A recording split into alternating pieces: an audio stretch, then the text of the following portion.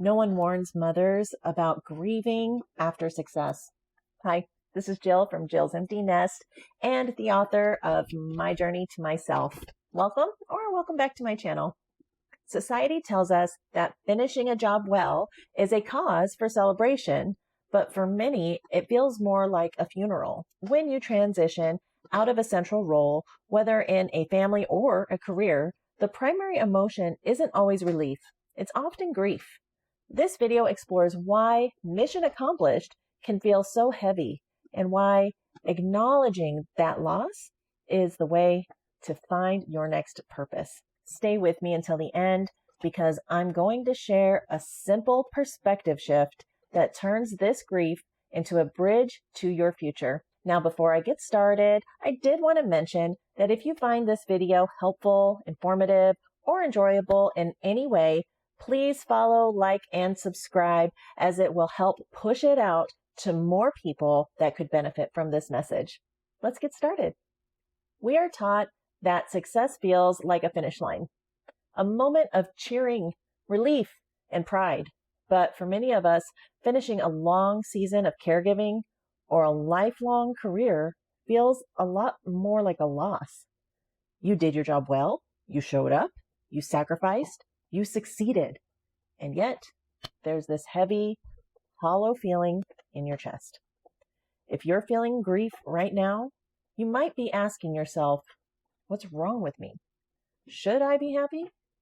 But here's the truth. It's entirely possible to be proud of what you finished and deeply sad that it's over at the exact same time. Does that resonate? Are you feeling that mission accomplished heaviness right now? The hardest part of this transition isn't just the change in your schedule. It's the change in your significance. For a long time, you were the sun in someone else's universe.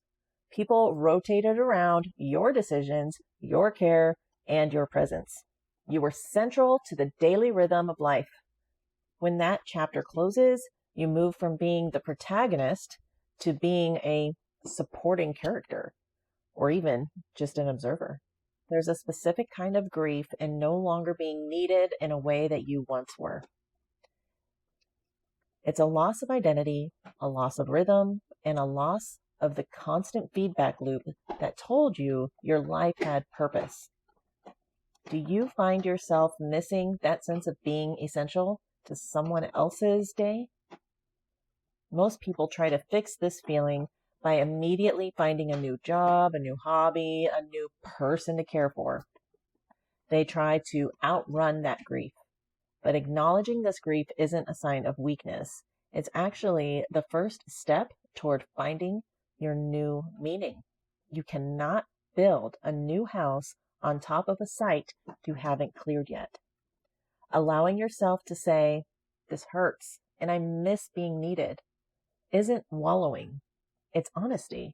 And that honesty is the only thing that creates the space for a new kind of meaning to grow. One that isn't based on what you can do for others, but on who you are for yourself. Does it give you permission to know that you're allowed to grieve this version of yourself? If you've been feeling guilty for your sadness, I want you to give yourself permission to grieve today. You didn't just lose a role. You're letting go of a version of yourself. Honoring that loss is how you honor the work you did. That is why I created My Journey to Myself. These 400 journal prompts are designed to help you clear the site, to process the grief of what was, so you can start building what is next. It's a safe space to be honest about the sadness, so your hands are finally free to reach for your new purpose.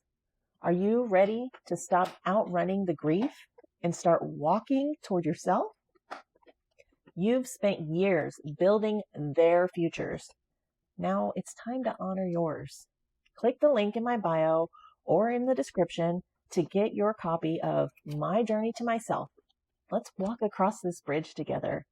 I would love to hear from you. Please let me know in the comments if you find this helpful or if you have any suggestions on what you would like for me to discuss.